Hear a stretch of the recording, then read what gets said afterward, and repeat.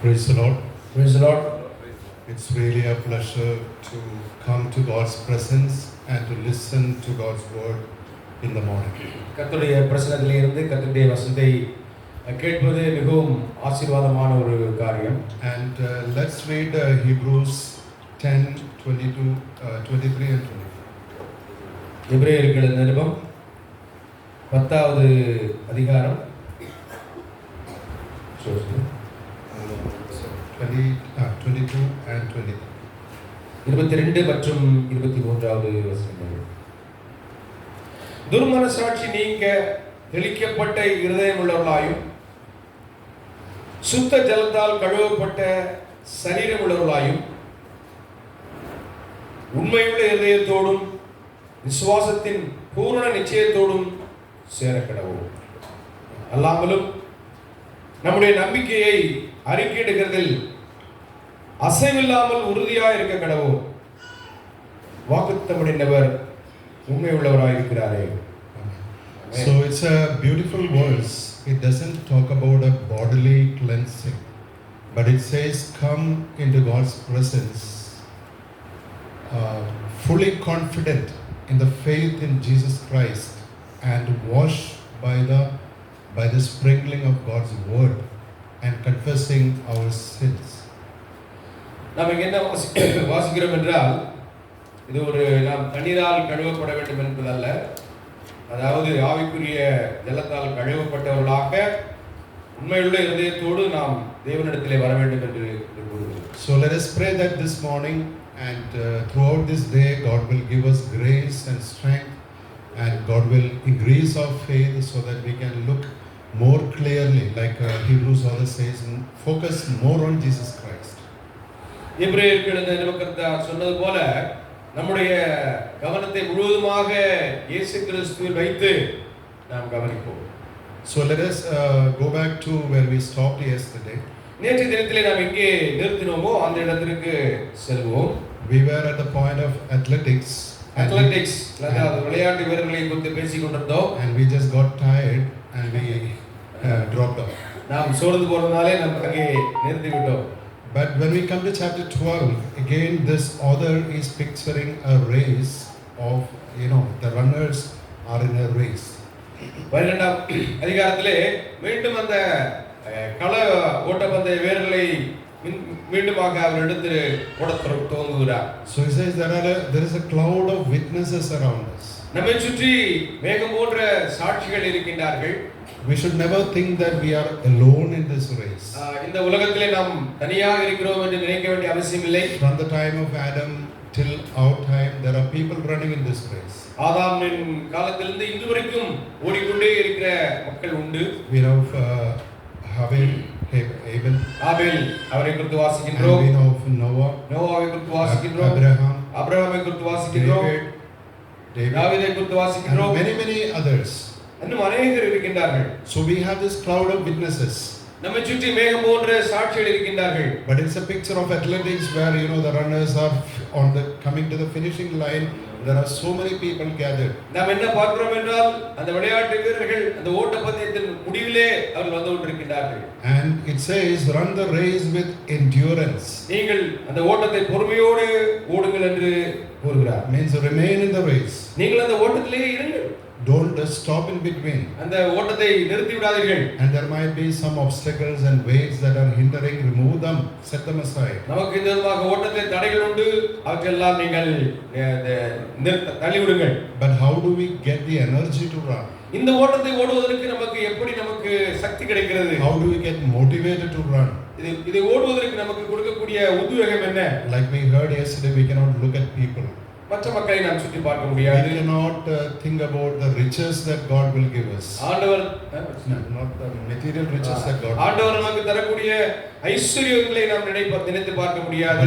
But the point of the Hebrews author is that you need to look at Jesus who has already run ahead and is seated at God's. நீங்கள் பார்க்க வேண்டியது உங்களுக்கு முன்னால் ஏற்கனவே ஓடி முடித்த அந்த இயேசுவை நீங்கள் பார்க்க வேண்டும். So on this second day, let us set our minds to again run the race. மீண்டுமாக இந்த ஓட்டப்பந்தயத்தை தொடர்வதற்காக இரண்டாம் நாளிலே நாம் வருவோம். So that is another metaphor, athletics, that the author has used.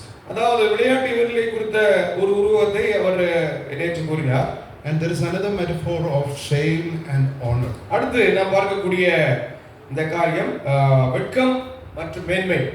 So in the Greco-Roman world, honor was a very prestigious thing. People did many things to get social honor. அதாவது சமூகத்திலே நல்ல அந்தஸ்தை, நல்ல ஒரு கனத்தை பெறுவதற்காக அந்த கிரேக்கோ ரோமன் அந்த கலாச்சாரத்திலே அவர்கள் அதிகமாக அவர்கள் செயல்பட்டார்கள்.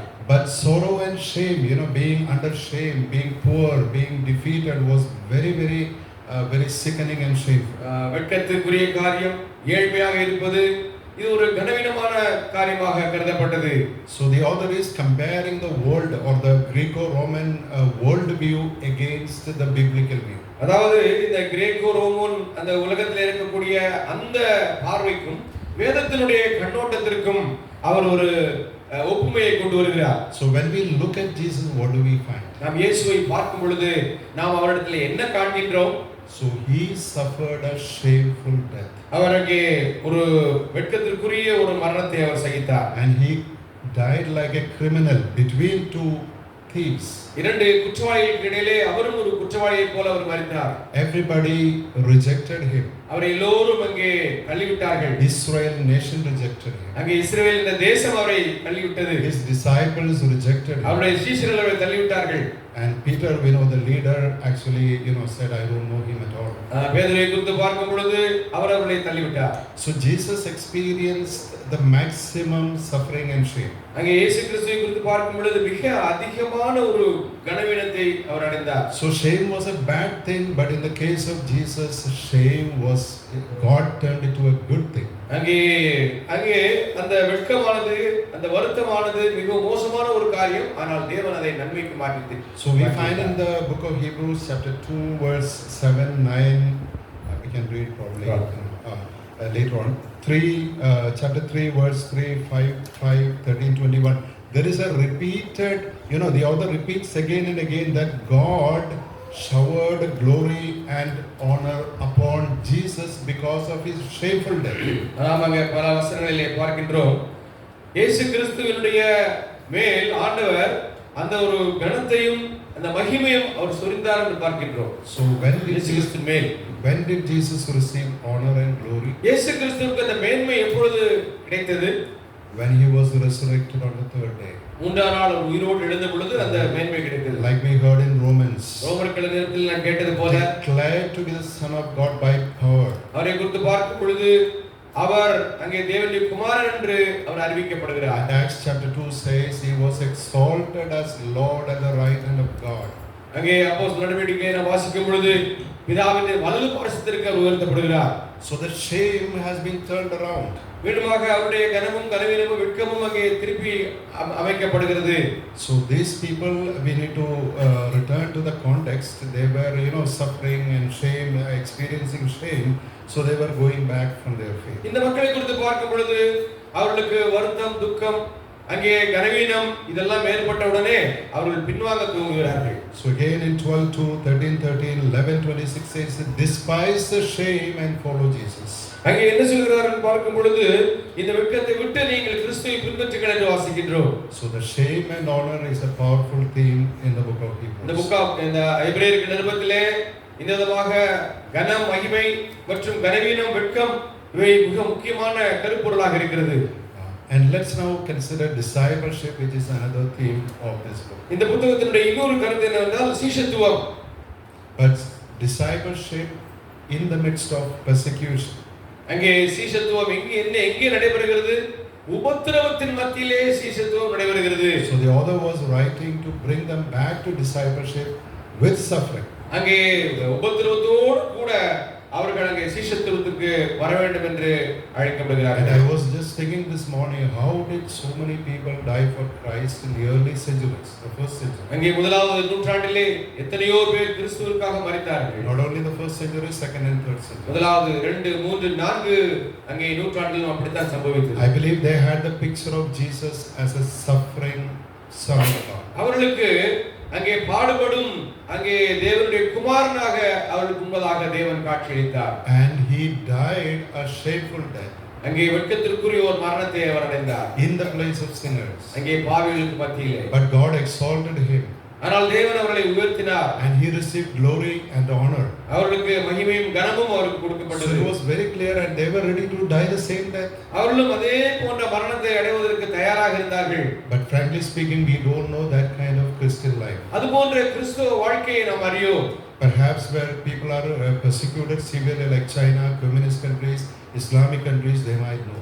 அங்கே கம்யூனிஸ்ட் நாடுகள், சைனா போன்ற நாடுகளிலே கஷ்டம், துக்கம், துன்பம், வருத்தம் என்றால் என்ன என்பதை அவர்கள் அறிவார்கள். But the author wants to bring them back to the path of discipleship with the suffering. இந்த கஷ்டங்களுக்கு மத்தியிலே அவர்கள் சீஷத்துவத்தின் பாதைக்கு வர வேண்டும் என்று அவர்கள் எதிர்பார்த்தார்கள். But there is a certain element, the four elements that the author emphasizes to the path of discipleship. Four elements. நான்கு முக்கிய குறிப்புகளை சீஷத்துவத்தின் பாதையிலே இந்த எழுத்தாளர் வைக்கின்றார். And that is the word of God, வேத வசனம், faith, விசுவாசம், obedience, கீழ்ப்படிதல், and suffering. அங்கே வருத்தம்.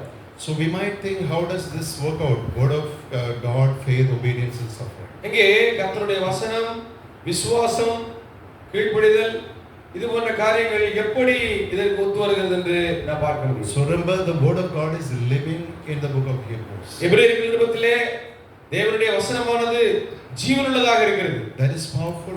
அது மிகவும் வல்லமையுள்ளதாக It இருக்கிறது. can act, it can act in the human life. அங்கே ஒரு மனிதனுடைய வாழ்க்கையிலே அது ஊடுருவி சென்று அவரை மாற்றி அமைக்க முடியும். And it generates faith. அங்கே விசுவாசத்தை அது ஏற்படுத்துகிறது. And faith, by grace and by the power of the Holy Spirit, gives power for obedience. நாம் வந்ததாக கீழ்ப்படிதலுடைய வாழ்க்கைக்கு செல்வதற்கு விசுவாசம் நம்மை ஊக்குவிக்கிறது. And obedience, like Abraham, like Noah, like Abel, leads to obedience leads to maturity through sufferings. அங்கே நோவா இது போன்ற தலைவர்கள் எப்படி கீழ்ப்படிந்தார்களோ அதே போல நாமும் கீழ்ப்படியும் பொழுது நம்மை ஆவிக்குரிய முதிர்ச்சிக்கு நேராக அது நடத்துகிறது. Look at the case of innocent Abel, who was killed because he wanted to honor God in the right way. அங்கே ஆபேலுடைய சூழலை எடுத்து பாருங்கள். தேவனை கனப்படுத்த வேண்டும் என்பதற்காக அவர் மரித்தார். But the author says the blood of Jesus is more sufficient and powerful than the innocent blood of Jesus. அங்கே ஆபேலுடைய இரத்தத்தை விட இயேசு கிறிஸ்துவின் இரத்தம் வல்லமையுடையது என்று நாம் பார்க்கின்றோம். So faith generated by the word of God, leading to maturity through obedience and sufferings. இந்த விதமாக அந்த விசுவாசம் வேத வசனத்தின் மூலமாக கீழ்ப்படிதலின் மூலமாக நமக்கு முதிர்ச்சியை நோக்கி அதை நம்மை கடத்தி செல்கிறது. So we find one of the best definitions for faith in Hebrews 11 verses 1 to 2. அங்கே எபிரேயர் 11:1-2லே விசுவாசத்தை குறித்த மிகச்சிறப்பான ஒரு வரையறையை நாம் பார்க்கின்றோம். விசுவாசமானது நம்பப்படுகிறவர்களின் உறுதியும் காணப்படாதவர்களின் நிச்சயமாய் இருக்கிறது.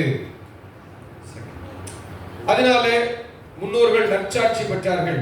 So he's saying that faith is the realization of the things that we do not see with our eyes. விசுவாசம் என்பது நாம் எவற்றையெல்லாம் காணாமல் இருக்கிறோமோ அதெல்லாம் நம்முடைய மனக்கண்களுக்கு முன்பதாக கொண்டு வந்து அதை நாம் உறுதியாக காண்பது. And despite the fact of suffering and shame in this world, we see the future where, like we heard yesterday, the hope of God's glory is waiting for us. இந்த விதமாக நமக்கு இருக்கக்கூடிய துன்பம், துக்கம், வெட்கம் இதையெல்லாம் கடந்து எதிர்காலத்திலே நமக்கு ஒரு நித்திய மகிமை இருக்கிறது என்று நாம் அறிந்திருக்கிறோம். But how do we have this assurance? How do we have this conviction? இந்த ஒரு நம்பிக்கை நமக்கு எப்படி ஏற்படுகிறது? Because God has spoken. ஏனென்றால் தேவன் பேசி இருக்கின்றார். Like I said yesterday, God has said it, God has sworn it, God has promised it, and God continues to speak. தேவன் இப்பொழுது கூட அவர் தொடர்ந்து நம்மோடு கூட பேசுகிறார். ஏற்கனவேயும் அவர் பேசி இருக்கிறார். So what does God demand from a person? First of all, the primary step. முதலாவதாக ஆண்டவர் நம்மிடத்திலே விரும்பக்கூடிய காரியம் என்ன? 11:6.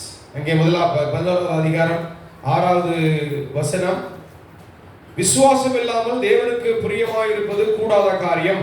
So this is what God demands from a person, faith.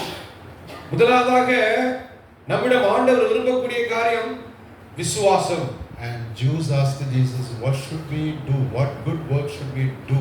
நாம் என்ன நல்ல காரியங்களை செய்ய வேண்டும் என்று. And Jesus said, the good work that you need to do is to believe in the Son of God whom the Father has நீங்கள் sent. செய்ய வேண்டிய நற்கிரியை என்னவென்றால் தேவனுடைய குமாரனாகிய கிறிஸ்துவை நீங்கள் விசுவாசிக்க வேண்டும். It's not the good works, it's not the sacrifices, though you believe, you accept the Son of God. நீங்கள் தேவனுடைய குமாரனை ஏற்றுக்கொள்ளுங்கள். So God is always demanding a response to His word, which is faith. அங்கே ஆண்டவர் விரும்பக்கூடிய காரியம் விசுவாசத்தை அவர் எதிர்பார்க்கின்றார். So faith in the Bible is always defined, it is dependent upon the promises or the promises of God. விசுவாசம் என்பது தேவன் வேத வசனத்திலே கொடுத்திருக்கின்ற வாக்குத்தத்தங்களை சார்ந்து வாழ்வது.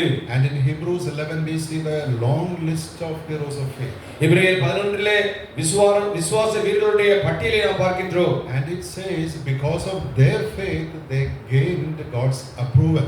அவர்களுடைய விசுவாசத்தின் மூலமாக தேவன் அவர்களுக்கு நற்சாட்சி கொடுக்கின்றார். Or like in terms of Galatians and Romans we can say they were justified by faith. அங்கே கலாத்தியர் அங்கே ரோமரிலே பார்க்கும் பொழுது அவர்கள் அந்த விசுவாசத்தினாலே அவர்கள் நீதிமான்கள் என்று கணக்கிடப்படுவார்கள். God declared Abraham as righteous when he believed God's promise. அங்கே தேவன் ஆபிரகாம் விசுவாசத்தினாலே அவரை நீதிமான் என்று அவர் கணக்கிடுகிறார். So the author is saying, come on, be men of faith.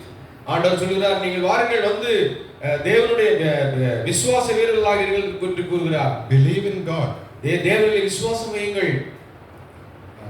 And we know that when we look at the lives of these heroes of faith, they were not empty lives. அங்கே விசுவாச வீரருடைய வாழ்க்கையை குறித்து பார்க்கும் பொழுது அது வெறும் ஒரு வெற்று வாழ்க்கையாக இல்லை. Like James 2 verses 22 says, யாக்கோபு 2லே நாம் இப்படி வாசிக்கின்றோம், faith was followed by righteous works. அங்கே விசுவாசம் கிரியைகள் தொடரக்கூடிய விசுவாசமாக இருக்கிறது.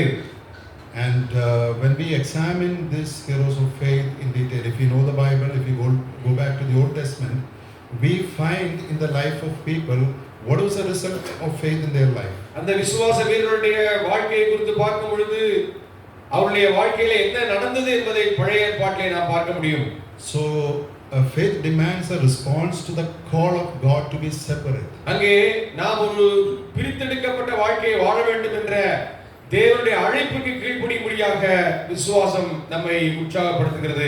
Look at our father of faith Abraham. When God called him, he just left. ஆபிரகாமை குறித்து பாருங்கள், அவரை அழைத்த பொழுது அவர் உடனடியாக விட்டுவிட்டு வந்தார். Moses separated from the palace of Pharaoh so that he can be counted with the people of God. அங்கே மோசே இடத்திலே ஒரு அழைப்பு வரும் பொழுது அவர் அந்த தனக்கு இருக்கக்கூடிய அந்த பெரிய அரண்மனையை விட்டு அவர் வெளியே வர தயாராக இருந்தார். God selected one man Abraham to make a holy nation for himself. அங்கே ஒரு நபரை ஆண்டவர் தெரிந்து கொண்டு தனக்கென்று ஒரு பரிசுத்த நகரத்தை தேசத்தை உருவாக்குகிறார். There is a holy separation for the people of God. அங்கே தேவனுடைய பிள்ளைகளுக்கு பரிசுத்த பிரித்தெடுத்தல் என்று ஒன்று இருக்கிறது. Jesus said, I have elected you from this world. நான் உங்களை இந்த உலகத்திலிருந்து நான் தெரிந்து கொண்டேன் என்று ஆண்டவர் கூறுகிறார். You are not of this world.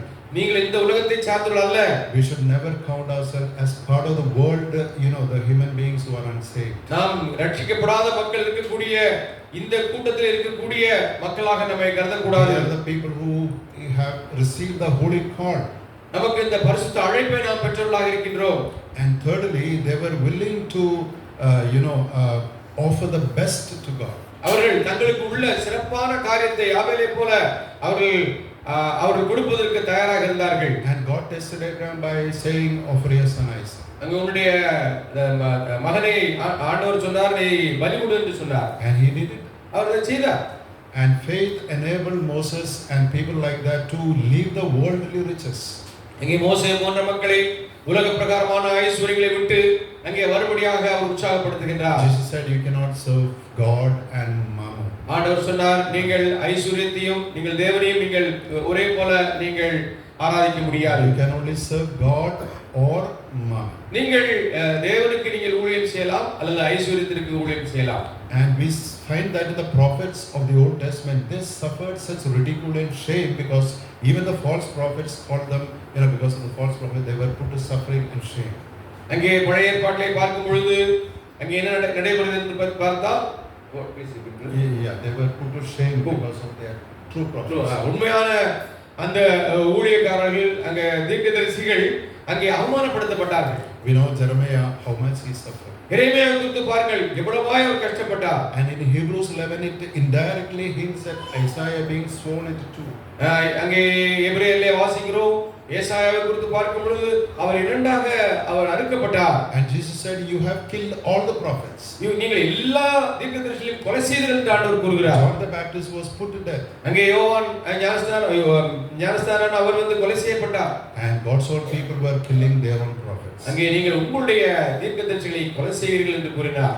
So what the author is saying that look at the lives of these heroes of faith. Faith leads them, in the path of shame and suffering.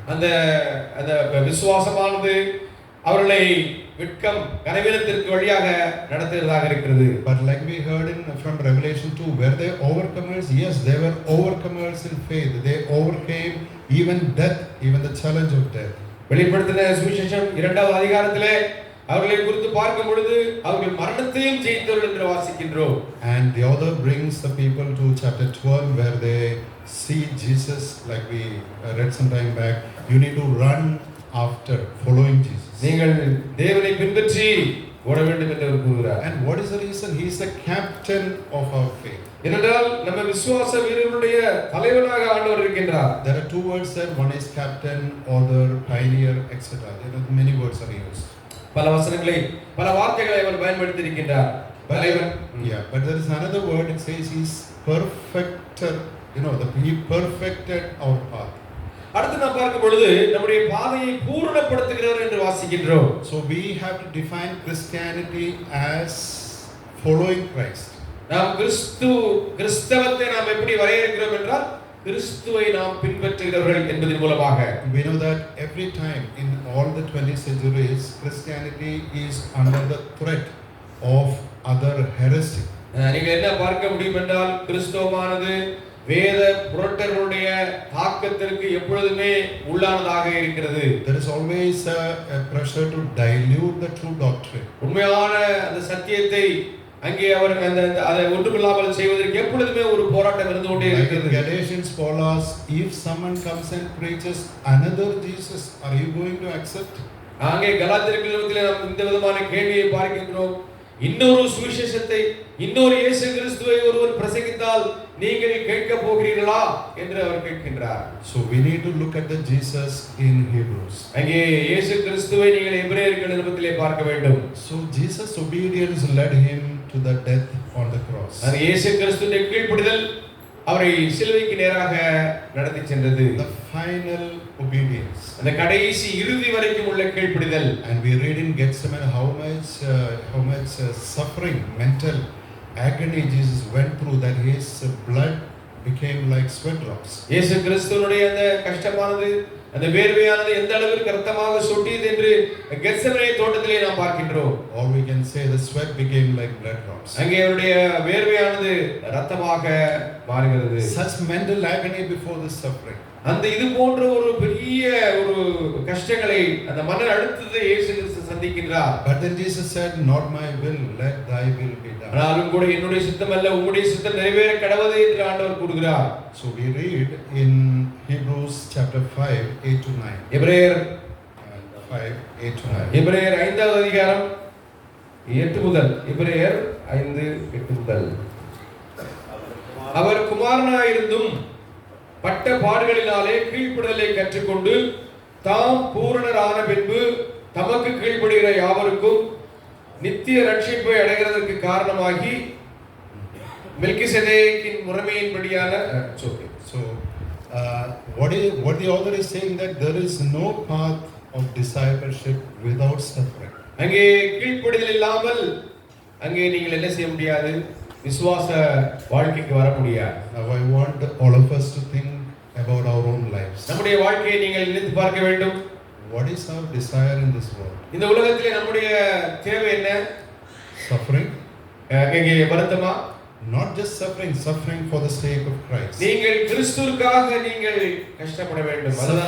Suffering for the word of God. வேத வசனத்திற்காக கீழ்ப்படிய வேண்டும். When writing Revelation, John says, I am in the island of Patmos because of the word of God and its testimony. அங்கே அவர் சொல்கிறார், பத்மோஸ் தீவிலே யோவான் சொல்கிறார், நான் கர்த்தருடைய வசனத்திற்காக இந்த பத்மோஸ் தீவில் இருக்கிறேன் என்று கூறுகிறார். That was the reason why he was exiled there. அதற்காகத்தான் அவருடைய வேத வசனத்திற்காகத்தான் அவர் அங்கே நாடு கடத்தப்படுகிறார். So we need to come back to the scripture and see the path of discipleship. நாம் இந்த வேத வசனத்திற்குள்ளாக வந்து நாம் சீஷத்துவத்தின் பாதைக்குள்ளாக வர வேண்டும். Where we, like we thought yesterday, we learn and we change. நாம் இந்த விதமாக கற்றுக்கொள்கிறோம், கற்று நாம் மாற்றம் அடைகிறோம். We learn to obey. நாம் கீழ்ப்படிதலை கற்றுக்கொள்கிறோம் Like Jesus. நாம் இயேசுவை போல. And we become mature in our human character. நம்முடைய நம்முடைய பண்புகள் மாற வேண்டும், கிறிஸ்துவின் பண்புகளை போல மாற வேண்டும்.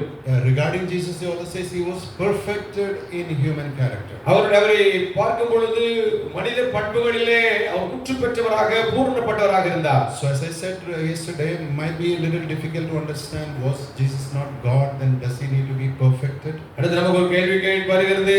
அவர் தேவனாக இருந்தாலும் இப்படி அவர் மனித பண்புகளை அடைவதற்கு அவர் பூரணப்பட வேண்டுமா? But Jesus is divine and also human. இயேசுவை குறித்து பார்க்கும் பொழுது அவர் தேவனானவராக இருக்கிறார், அதே சமயத்திலே மனிதனாக. As a human being, he grew. அவருக்கு மனிதனாக இருக்கிறதாலே அந்த மனித பண்புகளிலே அவர் வளர வேண்டியதாக இருந்தது. And in Luke's gospel he says he grew in grace and was submitting to his parents. அவரை குறித்து பார்க்கும் பொழுது அவர் கிருபையில் அவர் வளர்கிறார், தன்னுடைய பெற்றோருக்கு அவர் கீழ்ப்படிய வேண்டியதாக இருக்கிறது. So there was a growth in the life of Jesus through the suffering. இயேசு கிறிஸ்துவினுடைய வாழ்க்கையிலே நாம் அங்கே கிருபையும் வளர்ச்சியும் குறித்து பார்க்கிறோம். So the question is, if Jesus had undergone this treatment, what is left for us? இயேசு கிறிஸ்து இந்த விதமான ஒரு வருத்தம் கஷ்டத்துக்குள்ளாக கடந்து போனார் என்றால் நமக்கும் அதுதானே பங்கு. So later on in chapter 12 says, if you are the children of your heavenly Father, he will discipline you. அவர் ஒரு பரம தகப்பனாக இருக்கிறதாலே அவர் உங்களை கீழ்ப்படிதலுக்குள்ளாக அவர் நடத்துவார். If you don't like discipline, then you don't like your father. நீங்கள் கீழ்ப்படிதல் அல்லது அங்கே அத கஷ்டத்துக்குள்ளாக வர விருப்பமில்லாவிட்டால் நீங்கள் உங்களுடைய பெற்றோருக்கு பிள்ளைகளாக இருக்க முடியாது. And if there is no discipline at all in your life from God, then you are not his children. உங்களை ஆண்டவர் அங்கே சீர்படுத்தவில்லை என்றால் நீங்கள் தேவனுடைய பிள்ளைகளாக இருக்க முடியாது. So we need to again think how we need to submit to the will of God. நாம் தேவனுடைய சித்தத்திற்கு நாம் எப்படி ஒப்பு கொடுக்க வேண்டும் என்று அவர் கூறுகிறார். Okay, so these are the things, some of the things I want you to consider regarding the understanding of Hebrews. எபிரேயர் நிருபத்திலே நீங்கள் அறிந்து கொள்ள வேண்டிய சில காரியங்களை உங்களுக்கு இதுவரைக்கும் சொல்லியிருக்கேன். And one more thing which I left out yesterday I want to mention. ஒரு காரியத்தை நேற்று நான் சொல்ல விட்டுவிட்டேன். So this author, Hebrews author, uses scripture profusely in large quantity. இவர் வேத வசனத்தை அதிகமாக அவர் பயன்படுத்துகின்றார். But he is looking at the Old Testament in the light of the New Testament. அவர் என்ன செய்கிறார் என்றால் பழைய ஏற்பாட்டை புதிய ஏற்பாட்டின் கண்ணாடி வழியாக அவர் பார்க்கின்றார். What he is trying to say is that God's promises from the beginning to Adam, to Noah, to Abraham, to David, to Israel, everything is being fulfilled through Jesus Christ. இயேசு கிறிஸ்துவின் மூலமாக ஆபிரகாமிலிருந்து ஆரம்பித்து இஸ்ரவேல் வரைக்கும் உள்ள எல்லா காரியங்களும் அவரிலே நிறைவேறுகிறது என்று பார்க்கிறோம். But the interesting thing is how this author takes scripture from this psalm and from another psalm, combines it and brings out his arguments. இவர் பல சங்கீதங்களிலிருந்தும் வேத பகுதிகளிலிருந்தும் பல வசனங்களை எடுத்து அதை கோர்த்து கையாண்டு தன்னுடைய விவாதத்தை எவ்வளவு சிறப்பாக அவர் முன்வைக்கின்றார். And if you look at the original verses, some of them relate to David, some of them relate to Israel, some of them, we might wonder, is this really talking about this?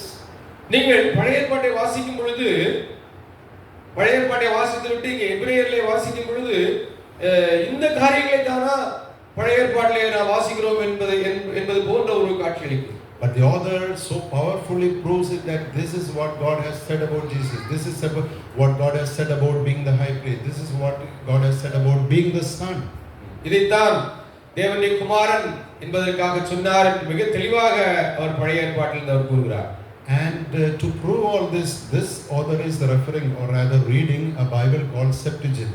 இவர் என்ன செய்கிறார் என்றால் செப்டுஜென்ட் என்று அழைக்கப்படுகிற பழைய ஏற்பாட்டினுடைய கிரேக்க மொழிபெயர்ப்பை பின்பற்றுகிறார். It's a Greek translation of the Old Testament Hebrew Bible. பழைய ஏற்பாடு எபிரேய மொழியில் எழுதப்பட்டது. அந்த எபிரேய மொழியிலிருந்து மொழியாக்கம் செய்யப்பட்ட அந்த செப்டஜென்ட், அந்த கிரேக்க மொழியிலே ஆக்கப்பட்ட அந்த செப்டஜென்ட் என்ற திருப்பதிலே அவர் பயன்படுத்துகிறார். And from this Greek Bible, which is also called LXS, the author is taking 41 explicit citations, quotations. இதற்கு இந்த செப்டஜென்ட்க்கு LXS 50 10 10 70 என்ற பெயர் அதற்கு இருக்கிறது. அந்த புத்தகத்திலிருந்து அவங்க 41 அதை எடுத்தாளுகிறார். 41 காரியங்களை. I don't want to give the details because the time is very limited. நேரம் சுருக்கமாக இருக்கிறபடினாலே அதிகமாக சொல்ல முடியாது. 41 வசனங்களை அவர் இந்த செப்டஜென்ட் திருப்புதலில் எடுத்தாளுகிறார். And he takes 18 from Psalms. 18 வசனங்களை அவர் என்ன செய்கிறார்? எடுத்துக்காட்டுகளை சங்கீதங்களிலிருந்து கொண்டு வருகிறார். Out of 41 he is taking 18 from the Psalms. 18 from the Psalms. 18 சங்கீதத்திலிருந்து அவர் கூறுகிறார். So that is a major, reference to the Psalms. சங்கீதத்திலிருந்து அவ்வளவு தூரங்களை எடுத்தாளுகிறார். And he is quoting from anywhere from 4 to 20 lines. 4 வசனத்திலிருந்து 20 வசனங்கள் வரிகள் வரைக்கும் அவர் அந்த செப்டஜென்ட் எடுத்தாளுகிறார். So if you read chapter 8 verses 8 to 12, it is 20 verses in the Old Testament. 8வது அதிகாரத்திலே பார்க்கும் பொழுது கிட்டத்தட்ட longest quoted. அங்க 20 வரிகளை அவர் பழைய ஏற்பாட்டிலிருந்து எரேமியாவிலிருந்து எடுத்து 8வது அதிகாரத்திலே அவர் கூறுகிறார். But we don't need to worry about reading Hebrews. Is this really correct? நீங்கள் இதை குறித்து நீங்கள் மிகவும் கவலைப்பட வேண்டிய அவசியம் இல்லை. Because we will find that he is perfectly in harmony with all other New Testament books. எபிரேயர்களும் மற்ற புத்தகங்களோடு கூட மிக ஒத்த அளவிலே அது இருக்கிறது. And not only that, this person is living in the Old Testament but also he is combining it with the New Testament scripture. அங்கே அவர் பழைய ஏற்பாட்டில் மட்டுமல்ல புதிய ஏற்பாட்டிலிருந்தும் அதை சில காரியங்களை அவர் எடுத்து பயன்படுத்துகிறார். So we find that the Christian doctrine that the early church followed is very clear in Hebrews. அங்கே எபிரேயர்களை மிக தெளிவாக நாம் பார்க்கக்கூடிய காரியம் என்னவென்றால் அங்கே ஆதி திருச்சபை மக்கள் மிக தெளிவான சத்தியத்தை அறிந்திருந்தார்கள். And in the chapter 2, in the beginning, he says, listen, remember the word of God that was spoken to you in the beginning by our Lord, then submitted to us through the primary witnesses who heard it. Ebraier chapter 2. Which verse? Okay. Yes, 2. இரண்டாவது அதிகாரத்திலே வாசிக்கிறோம். ஆகையால் நாம் கேட்டவைகளை விட்டு விலகாதபடிக்கு அவைகளை மிகுந்த ஜாக்கிரதையாய் கவனிக்க வேண்டும். So it is exactly like in the epistle of Jude, he is saying we don't have another doctrine, we don't have any new teaching. யூதாவிலே பார்க்கிற புதிய உபதேசம் என்று ஒன்று இல்லை. So I want to really warn you, which is also warning in this book, do not feed or consume strange teachings.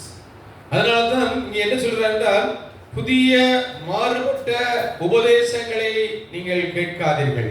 In 20 centuries of Christianity, people are always bringing out saying this is a new thing, but it is always the old thing. அங்கே 20 21ஆம் நூற்றாண்டிலே புதிய காரியத்தை சொல்கிறோம் என்று சொல்லிவிட்டு பழையதை சொல்கிறதை நாம் பார்க்கிறோம். We should stick to the sound doctrine. நாம் இங்கே நல்ல ஒரு பூர்ணமான உபதேசத்திற்கு செவி சாய்க்க வேண்டும். So let us now turn to the first chapter. நாம் முதலாவது அதிகாரத்திற்கு நாம் வருவோம். Which is called the prologue or the introduction.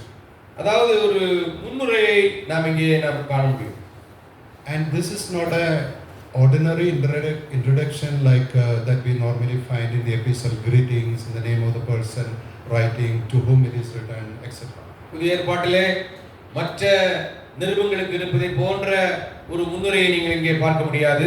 This is a very important portion, understanding which we can understand the mind of the author for this epistle. இந்த பகுதியை நீங்கள் தெளிவாக அறிந்தால் எபிரேயருக்கு எழுதின நிருப கர்த்தாவினுடைய மனநிலையை மிக தெளிவாக நீங்கள் அறிந்து கொள்ள முடியும். Let us read chapter 1 verses 1 to 4. முதல் 4 வசனங்களை நாம் வாசிப்போம். பூர்வ காலங்களில் பங்கு பங்காகவும் வகை வகையாகவும் தீர்க்கதரிசிகள் மூலமாய் பிதாக்களுக்கு திருவுளம் பற்றின தேவன் இந்த கடைசி நாட்களில் குமாரன் மூலமாய் நமக்கு திருவுளம் பற்றினார். இவரை சர்வத்துக்கும் சுதந்திரவாளியாக நியமித்தார். இவரை கொண்டு உலகங்களையும் உண்டாக்கினார். இவர் அவருடைய மகிமையின் பிரகாசமும் அவருடைய தன்மையின் சொரூபமுமாயிருந்து சர்வத்தையும் தம்முடைய வல்லமையுள்ள வசனத்தினாலே தாங்குகிறவராய் தம்மாலே தாமே நம்முடைய பாவங்களை நீக்கும் சுத்திகரிப்பை உண்டு பண்ணி உன்னதத்தில் உள்ள மகத்துவமானவருடைய வலது பார்சத்திலே உட்கார்ந்தார். இவர் So, are we able to understand this portion? இந்த பகுதியை நீங்கள் புரிந்து கொண்டீர்களா? Just try to meditate on this portion when you have time. நீ நேரம் உங்களுக்கு கிடைக்கும் பொழுது இந்த பகுதியை நீங்கள் தியானித்து பாருங்கள். So let us try to understand in a very simple manner. மிக எளிமையாக இதை புரிந்து கொள்ள முயற்சி செய்வோம். See, from the beginning onwards, God spoke. From Adam onwards, God was speaking to the fathers, means all the people behind us.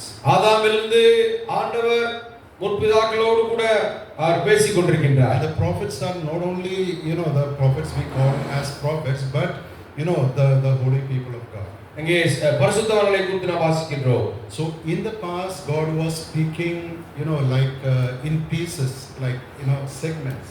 பழைய ஏற்பாட்டு காலத்திலே தேவன் தன்னுடைய வெளிப்பாட்டை பூரணமாக அவர் கொடுக்கவில்லை. பங்கு பங்காக அவர் கொடுக்கிறார். Like we call different ages, were there age of innocence, age of like law.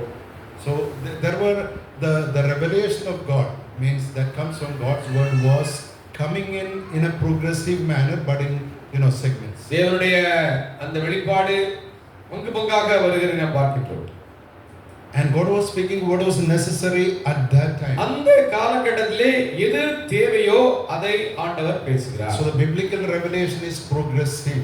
அங்கே வேதபூர்வமான அந்த வெளிப்பாடு என்பது அங்கே கொஞ்சம் கொஞ்சமாக அங்கே முன்னுக்கு செல்லக்கூடிய மேலும் மேலும் வெளிப்படுத்தக்கூடிய காரியமாக இருக்கிறது. So that was in the past. அது கடந்த காலங்களில் அப்படி நடந்தது. But now something has happened. ஆனால் இப்பொழுது என்ன நடைபெறுகிறது?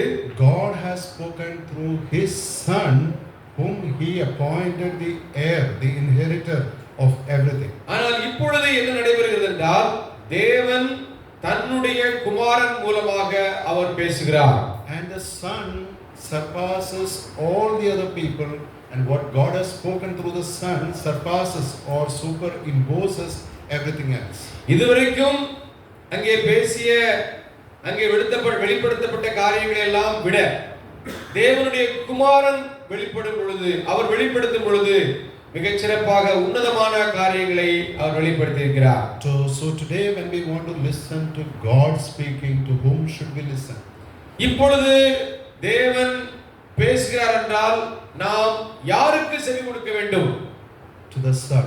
தேவன் இயேசு கிறிஸ்துவுக்கு குமாரனுக்கு செவி கொடுக்க வேண்டும். So in the gospel we find that in the Mount of Glory transformation there was a voice from heaven, listen to my son. நம்ம என்ன பார்க்கிறோம்? அங்கே தேவ பரலோகத்திலிருந்து வந்த சத்தம் என்ன? இவருக்கு செவி கொடுங்கள் என்ற வார்த்தை. Listen to the son. அங்கே குமாரனுக்கு செவி கொடுங்கள். So what God has spoken through the son is the most important. தேவன் குமாரன் மூலமாக என்ன பேசி இருக்கிறாரோ அதுதான் மிக முக்கியமானது. But who is the son? இங்கே இந்த குமாரன் யார்?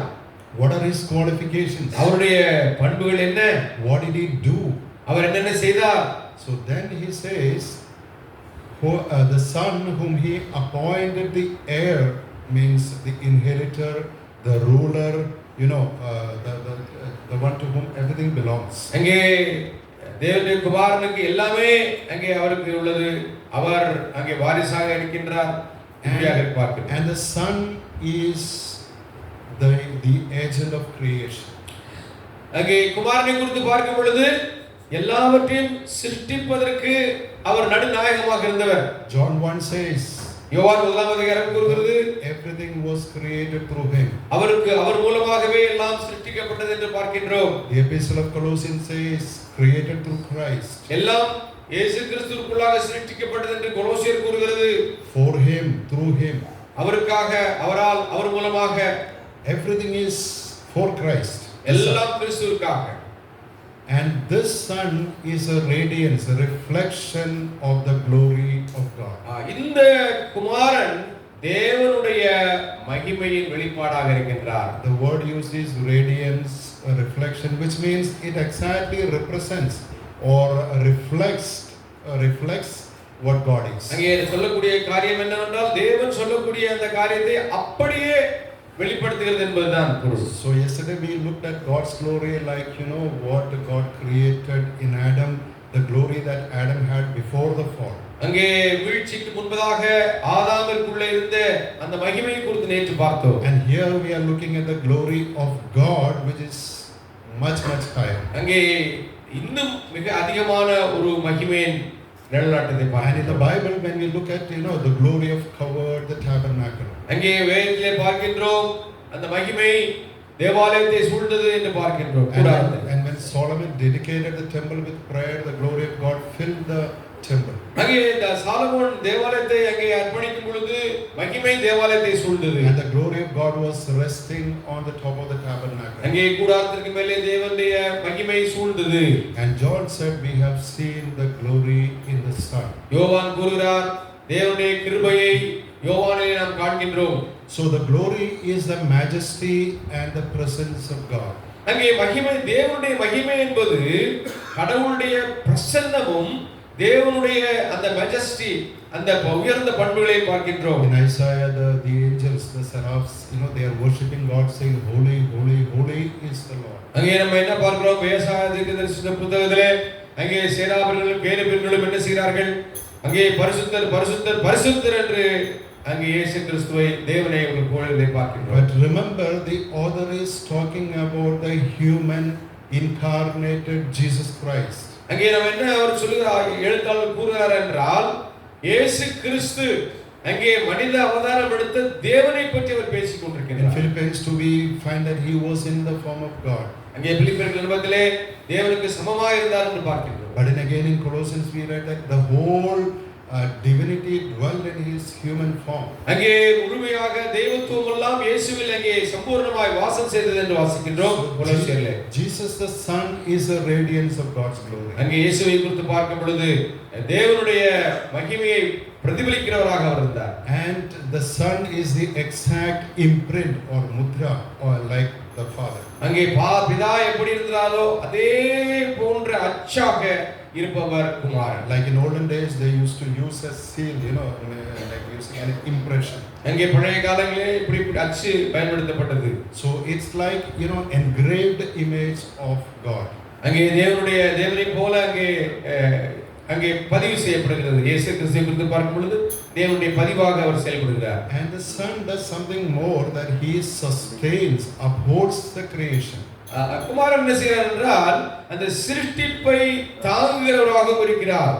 And how does he do that? By the word of his power. அவர் எப்படி அதை செய்கிறார்? தன்னுடைய வார்த்தையின் வல்லமையினாலே சிருஷ்டிப்பை தாங்குகிறவராக இருக்கின்றார். In Genesis we read that God said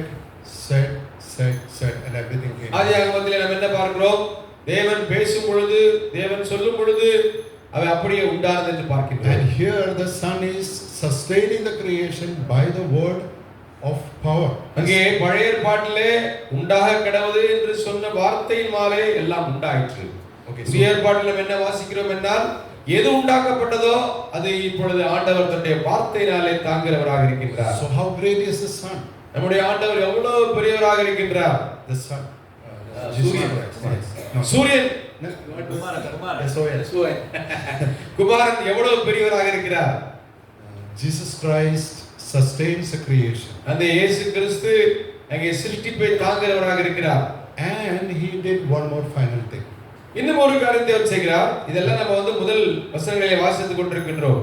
In 7:27, 9:14, 10:4 he completed or performed the purification for sin. 7வது அதிகாரம் 27ஆம் வசனம், 9வது அதிகாரம் 10ஆம் அதிகாரம் இவற்றெல்லாம் அதாவது பாவத்தினுடைய பரிகாரமாக அந்த பாவத்தை அவர் சுத்திகரிக்கிறவராக இருக்கிறார் என்று வாசிக்கின்றோம். So the human race is defiled by sin. அங்கே மனிதனுடைய வாழ்க்கையானது பாவத்தினால் கரைப்பட்டதாக இருக்கிறது. Bible says we fell into sin. வேதம் கூறுகிறது நாம் இங்கே பாவத்திலே விழுந்து போனோம் என்று கூறுகிறது. And we have no connection with God. நமக்கும் தேவனுக்கும் இடையிலே எந்த விதமான தொடர்பும் இல்லை. We are unable to please God. தேவனை பிரியப்படுத்துவதற்கு நம்மிடத்திலே ஒன்றுமில்லை. We don't know God. We did not know God. தேவனை அறியாதவர்களாக இருக்கின்றோம்.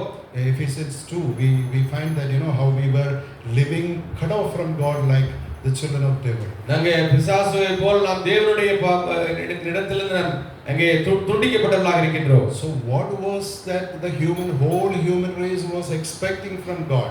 தேவனிடத்திலே இந்த முழு மனிதமும் என்ன எதிர்பார்த்தது? Genesis 3:15. ஆதியாகமம் 3ஆம் அதிகாரம் 15ஆம் வசனத்திலே என்ன பார்க்கின்றோம்? The seed of the woman will crush the head of the serpent. நாம் என்ன பார்க்கிறோம்? ஸ்திரீயின் வித்து அங்கே சர்ப்பத்தின் வித்தை நசுக்கும் என்று தலையை நசுக்கும் என்று பார்த்தோம் அல்லவா? The power that Satan had because of our human fall into sin was removed on the cross.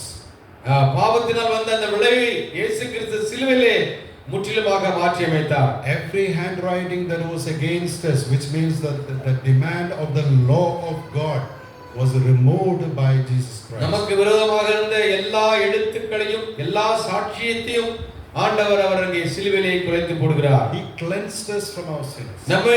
நம்முடைய பாவத்திலிருந்து அவர் சுத்திகரிக்கின்றார். He freed us from the bondage of Satan. சாத்தானுடைய கட்டுகளிலிருந்து நம்மை முற்றுமாக கட்டவிழ்த்தார். He freed us from the power of death. அந்த மரணத்தினுடைய தாக்கத்திலிருந்து நம்மை விடுதலையாக்கினார். Is there anything better than we can expect from Jesus? இயேசுவிலிருந்து இதைவிட மிகச் சிறப்பாக நாம் எதையாவது எதிர்பார்க்க முடியுமா? So that Son brought purification. குமாரனை குறித்து பார்க்கும் பொழுது அவர் சுத்திகரிப்பை உண்டு பண்ணினார். And he went and sat right back in heaven at the right hand of God. அங்கே பிதாவினுடைய வலது பார்சத்திலே அங்கே உட்கார்ந்தார். So where is God sitting? இப்பொழுது இயேசு கிறிஸ்து எங்கே உட்கார்ந்து கொண்டிருக்கிறார்? So in heaven we find that the angels never sit. அங்கே பரலோகத்திலே தேவதூதர்கள் யாரும் உட்கார்வதை நாம் பார்க்க முடியாது. We can believe that they always are standing worshiping God. எப்பொழுதுமே அவர்கள் நின்றவண்ணமாக தேவனை ஆராதித்துக் கொண்டிருந்தார்கள். They don't have problem with standing like we have. நம்மை போல அவர்கள் நிற்பதிலே அவர்களுக்கு பிரச்சனை இல்லை. They are spiritual beings. அவர்கள் ஆவிக்குரிய